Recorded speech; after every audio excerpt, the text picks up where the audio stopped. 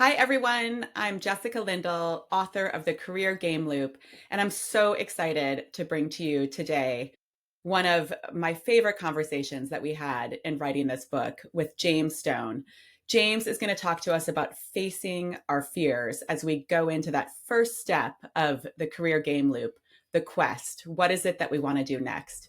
But before we move into our conversation with James, let's just take a step back and remember everything we've learned so far. All of us have been raised with this myth that if you work hard in school, you may or may not go to college and you'll get your first job and live happily ever after. And in today's economy, nothing could be further from the truth. On average, each of us are spending about 4 years in one job, learning, earning, advancing with our skills, and moving right into the next opportunity. So it looks almost like a series of core game loops over time. These core game loops will probably have about 10 to 15 jobs throughout our lifetime. We can't prepare ourselves for the skills that we'll need. We need to continuously learn them over time. So we've broken down the exact skills you need to manage the core game loop into 4 phases. Number one, as I mentioned, choosing the quest. What is it that you want to do? Second, how do you figure out the skills you need and how do you acquire those skills to move into the next stage of your journey? Third, how do you actually network, find that right opportunity, build your community in that phase, and then actually negotiate for the right role? And then finally, after a couple of years in that role, you're ready for the next adventure. How do you decide if you want to stay there and job craft into a new opportunity, a new role potentially, or move on to something entirely different? So there's no one better than James to walk us through this conversation. James, welcome today. I'm, as I said, really excited to have you here. You personally reframe for me how I think about fear. And so I'm really excited to share this conversation with everybody else. But before we dive in, if you could just take a step back and give us an overview of your own career journey and the different phases that you've had. Sure. And that's good. That's a long question, so I'll try and compress it as best as I can. I've been around the block, I think. I mean, basically, I didn't have a particularly strong education. I didn't do the traditional go to college, go to university, that kind of thing. In fact, I tried to go to do higher level qualifications after school and failed horribly. And so I went to a community college and got a certificate in electronic engineering at the time. So uh, I was at, I remember my grandmother was forcing me to get a job because I was lazily sitting around the house, having not going to college and not going to universities. Um, I started work as a junior electronics engineer for a small firm local to where I lived, and I progressed from there into doing their IT support because I knew a lot about computers and nobody else did. This is back in the day when computers were fairly new. I am that old, yes. So I kind of started doing that and eventually realized, well, do you know what? I'm pretty good at this whole computer lark. I might get a job in IT maybe. So I went for a job in IT and I kind of worked my way through the help desk, first line, second line, third line stuff, and eventually into management. I got tired of working for another company, so I decided to quit at that point, and I started my own IT consultancy, and I was just doing work for independent clients. Then I kind of had enough of that and decided actually what I'm not doing, I'm quite a creative person, and I didn't feel I was doing anything creative at the time, so I thought, do you know what? I'm pretty good at this whole design work. I'll just start a design agency, as you do. So I started to do that, worked for that for about a year, got a couple of customers and worked on a few contracts, but never really could make like any decent living out of it. I don't think I was that good at it as I thought I was maybe. So I went back to work in IT, worked in infrastructure for a while, then quit that. That's when I decided a complete career change and became a police officer. Wanted to be a cybercrime detective. That was just even saying it is cringy. It's basically because I was working in IT and I was working in infrastructure and security. A guy I played poker with actually was a police officer and talked about the cyber crime units that they have and how they can't get good people and blah blah blah blah blah. Convinced me to go and take that job. it was awful. Spoiler alert. And so I lasted about a year in the police before I went back to IT. But this time I went to go and work for a humanitarian agency. I worked in IT leadership there. I'd always done photography, so that was, I was starting to take my photography far more seriously then. And that was around the time that I funded a trip to Africa with my father, and went out and did a study out there working with a charity.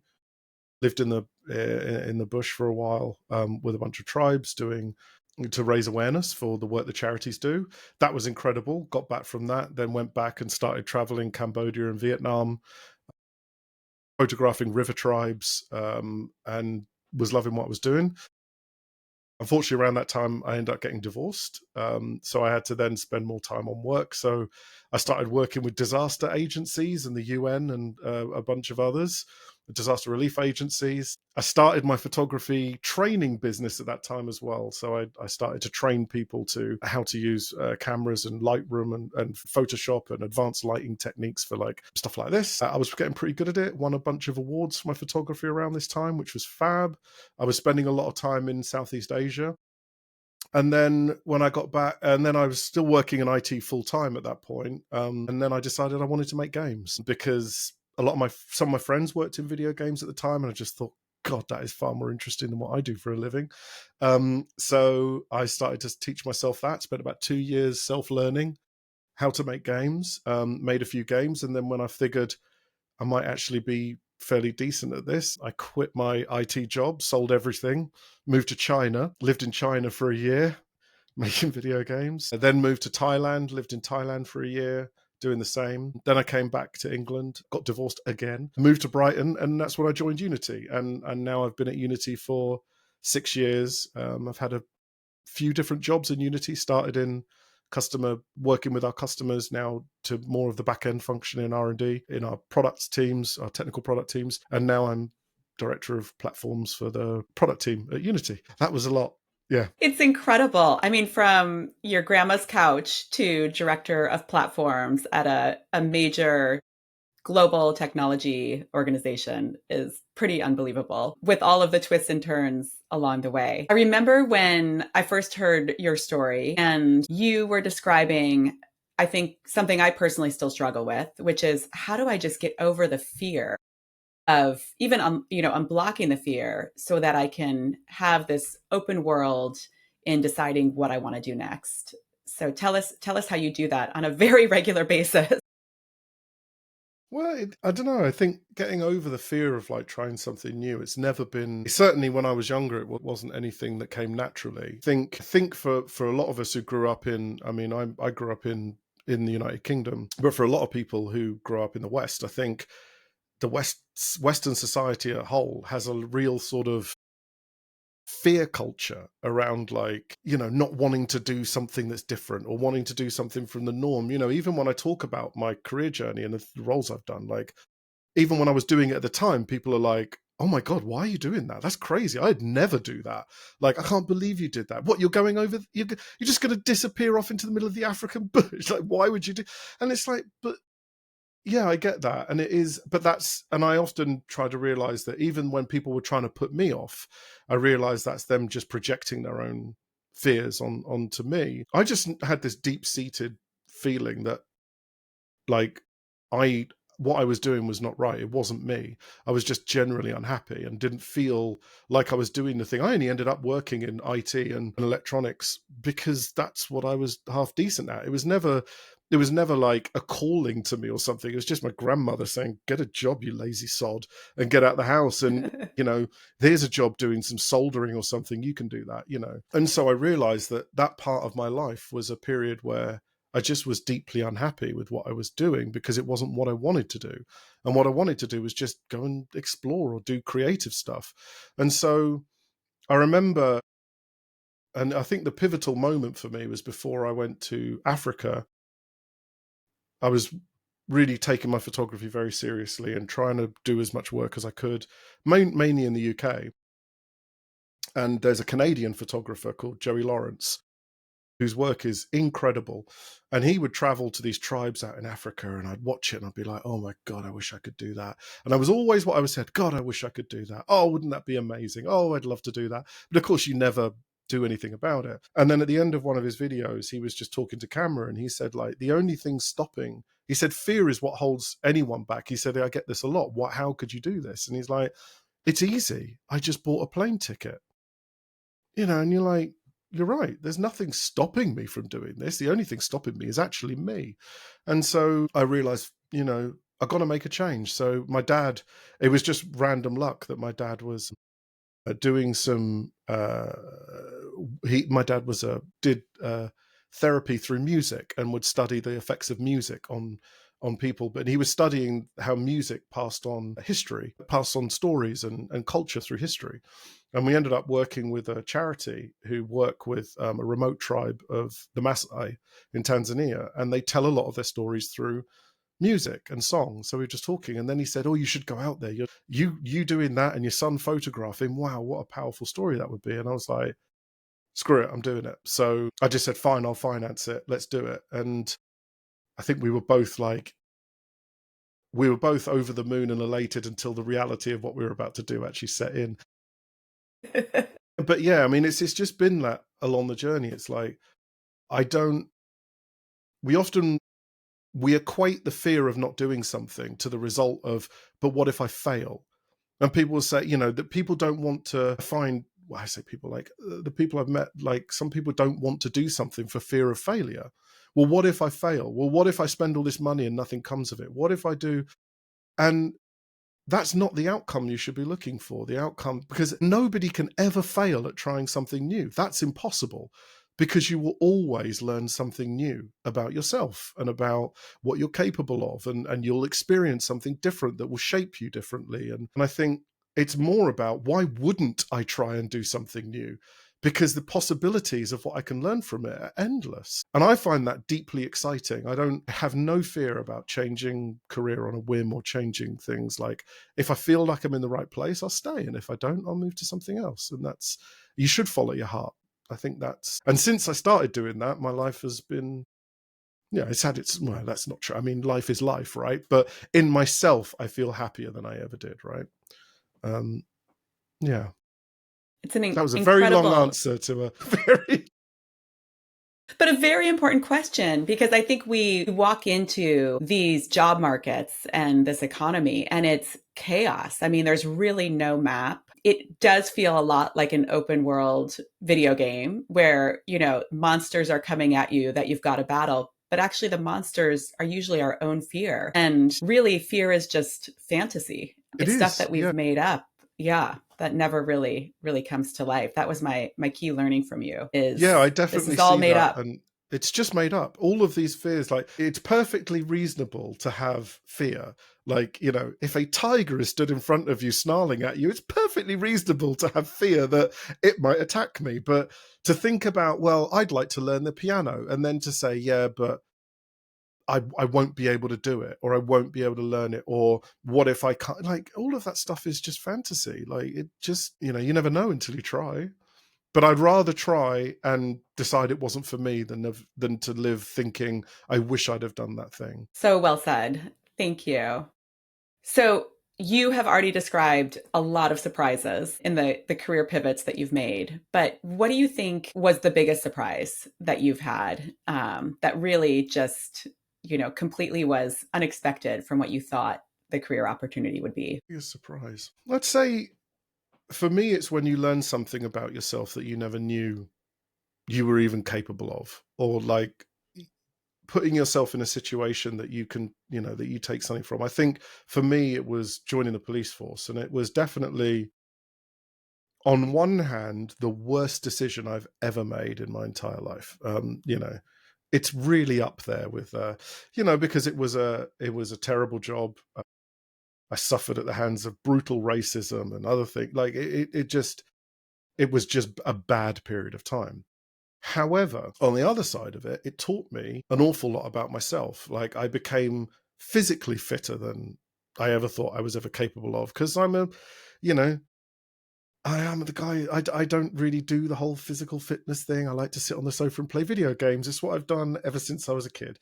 And so, being forced to get out and get fit was like, I actually can do this. And I was in the best shape I'd ever been in my life as well. But some of the situations that I was put in, like I have to pinch myself when I was at the time. You think, what am I doing? You're about to go through the door on a raid of something, or you're in the middle of it, like stuff that I just think now, but it taught me so much that I have so much more resilience in me than I thought I ever did. Now, you can imagine in a scenario and say, God, I would never be able to do that. It'd be terrifying. I'd be useless. I'd fall to pieces. But then you realize when you're put in that situation, you don't. You adapt and you dig deep into an inner strength that you don't perhaps think that on the outside that you had, and it enables you to then just deal with it. And there are situations that are good. Sorry, there are things afterwards that maybe you have to deal with outside of that, but in the moment, it shows you that you're capable of anything. And it also taught me I enjoyed learning about the law. I did quite a lot of law study while I was in training for it as well. And so actually, negotiation tactics, which I still use to this day.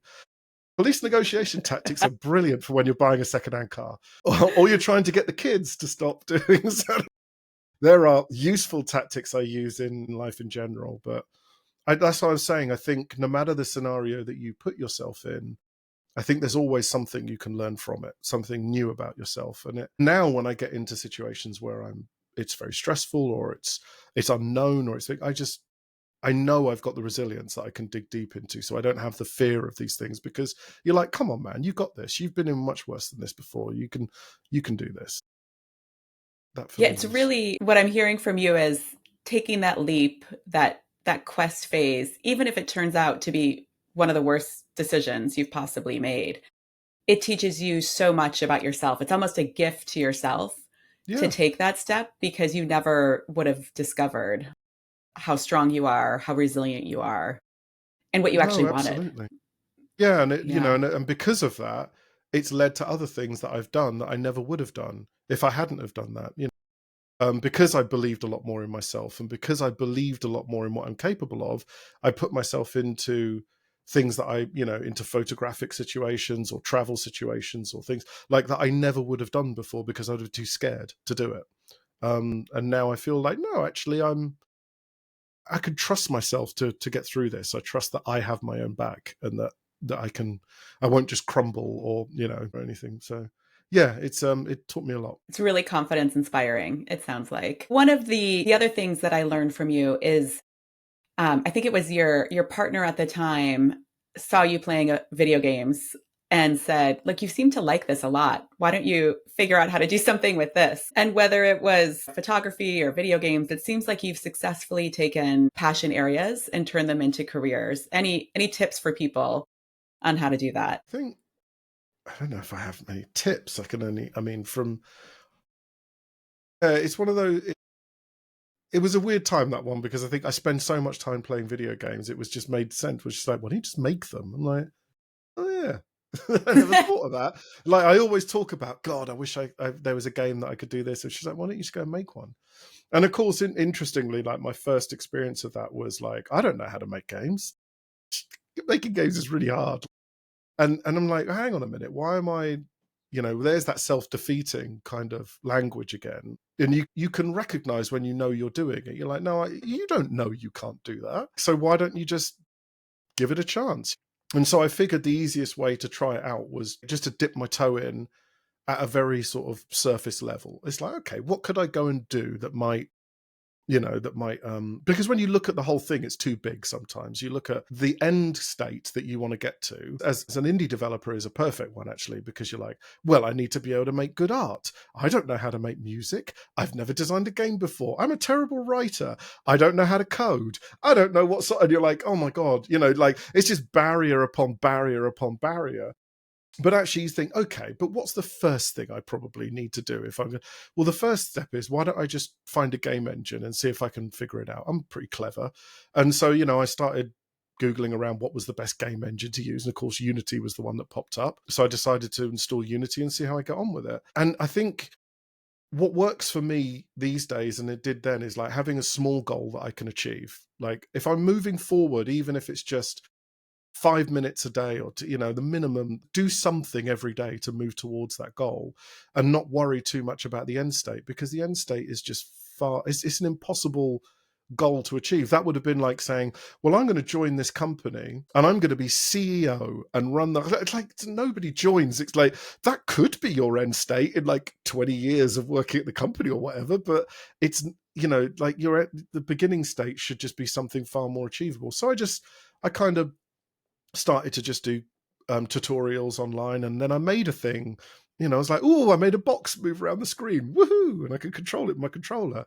And then eventually that box became a little jumping thing, and then I drew some crappy art and made a crappy art jumping thing, and then I I did some art courses, and then I got better at art, and my crappy jumping thing became a less crappy jumping thing, and before you know it, you just keep going until it took me, not going to lie, it was not easy. I mean, I was doing this in the evenings after work, and I was spending my weekends trying to get it done around the kids, which is, difficult because trying to find time. But it took me about 2 years, and I'd released sort of two or three crappy games and one not so crappy one.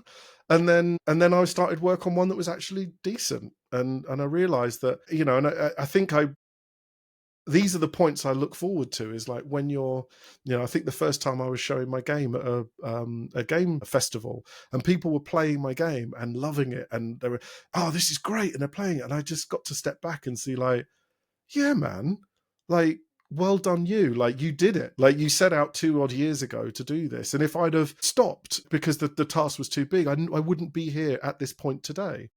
And we have no idea where any of these choices we make can take us. I had no idea that me deciding to make crappy jumpy games would lead me to working at Unity like 8 years later or whatever. Like nobody knows where that path is going to take. So I think you just can't.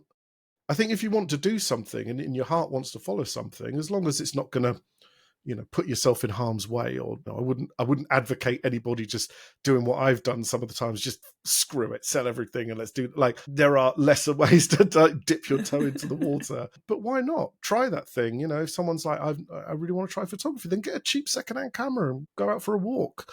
Yeah, it's cheap. Or if you want to try learning an instrument, just go and get a secondhand one somewhere and give it a go. Like, because the only person you're holding yourself to account to, and you shouldn't really do that either, it's self-defeating as well, it's like the only person that matters is you. Everyone will throw their opinions in, but they're just opinions, they're nothing more. You just got to be like, yeah. And I think the last thing I'd say, because you asked what helps, is like self-reflection and self I don't know what the word for it is, but like mindfulness. Like when I've done something, at the end of, even if it's moving towards something, I just take a moment out at the end of the day to congratulate myself, inside myself, well done, you did a thing. Even if it was just writing one line of code, or well done, you did a thing. Because you could have easily have not done it, and just stuck to what you're doing. So I think, yeah, and it's easy to get overwhelmed with things, and sometimes there are days when I'm like, I don't want to make anything, I don't want to do that, and that's okay, don't. It's all right, it doesn't, come back to it when you're ready. But if you can keep the momentum going, even in small spots, eventually before you realize it, we've ended up doing something amazing. Love this transition from, this quest phase of, figuring out, with all of the opportunities and options we have right now, where is it that you want to focus? And as soon as you decide that, you feel so overwhelmed. So if your focus was, I want to become a director level running massive partnerships and product roadmaps at Unity, you would have never gotten off your grandma's couch. But when you break it up into these small chunks of a line of code, an informational interview, a conversation with somebody who could be curious in what you're into, and just keep breaking it down into these achievable chunks, and giving yourself some grace if you don't want to do it that day, and being kind to yourself, is really how you keep navigating, it sounds like. Yeah, and it can be hard. Peer pressure is a big part of this as well, where we've all got friend groups and, family and stuff, and not everyone is going to be like supportive of things. I was lucky that my father, he'd been on his own personal journey with a lot of things, and so he was very open to, you should explore, and With my kids, I'm very much like, I've always said, I don't care what you decide to do, but what you do, it has to make you happy. Like you have to follow your heart. I don't care where that takes you, but please don't do something simply because you feel that it should be done. So when I was doing a lot of things and a lot of decisions that I wanted to, places I wanted to go, people would criticize, and you just can't. It is hard though, because we don't want to have people criticizing our choices. It's very personal and it hurts. You're like, why can't you just be happy for me? I'm trying this thing. And yeah, that's difficult to navigate sometimes, but I think I just try to always talk to people in terms of, I don't like to have such black and white conversations. Why do we look at everything in succeed or fail? There is a massive area of grey in between all of this. And actually, I don't call it failing. It's like, I might decide that's not for me. But I'm really glad that I tried it because I learned a new skill, or I got to meet this person, or I did this, like I said, there's always something you can take from it. So yeah. I don't know where I was So going with that, but yeah. no, I think it really is. The key message I hear from you is you've got to do it with your heart. And anything else is somebody else's journey that, it's not yours. So, in closing, if you were to create your own career game loop, and you're an amazing game designer, developer, photographer, creator, what would be your career game loop to pass on to people? I like games that allow me to respec my character, and I think that sits quite nicely with me. I like to just respec, to overcome anything that I can't overcome. And yeah, I think that for me is that there's no, we can't, I don't think anyone's born and then just comes out ready to just achieve absolutely everything. Like, we have to be open to change and be able to adapt to different scenarios, careers, friend group, whatever it is that you're in. And so, yeah, I think having the ability to just decide, I need to respec, like what I'm doing isn't working for this particular, and I've had to do that for every job I've gone for. Every job has been completely different and has required different things of me as well to succeed in those roles. And like, the me that I am at Unity would never have succeeded in the manufacturing industry that I used to work in, and equally the me that was then would never have succeeded at Unity. So yeah, I think the character respec is a powerful one. And Dark Souls only lets me do it like limited number of times with an item, whereas in real life, you can respec as many times as you want. It's absolutely fine. I mean, of I course, Go yeah. ahead. No, I say, of course, there are consequences to respecking, and you have to be able to live with those too, and make that decision as to whether or not they're the right thing. But I think that's generally, it. And I think you have to, because the world is like changing super fast as well. Every, like, you start to sound like the old man screams at clouds, but like, rate of change since I was first started work to now working in the tech industry now, the rate of change is incredible. Like, from, I mean, AI was not the thing a couple of, now suddenly it's the thing, and then there'll be another thing, and then another. Being able to respec, I guess, to like adapt to like these kind of things is really important. But I equally have friends who, I know somebody who has had the same job for over 30 years and is more than happy doing that. And I think more power to you, because that unfortunately isn't me. But it's like, yeah, everyone's different. I love that you're closing with that need for continuous reinvention, the respec, and again, that last step of our journey, which is how are you job crafting and respecing and reinventing into your next opportunity. James, thank you so much. It Yeah. was such a pleasure to get time with you again today, and such great lessons for all of us. No worries. Thank you. It's always a pleasure. All right. We will be back. Our next episode is going to be focusing on that second phase around how exactly do you level up into the next opportunity now that you're through the quest phase. So stay tuned for the next episode. Thanks, everyone.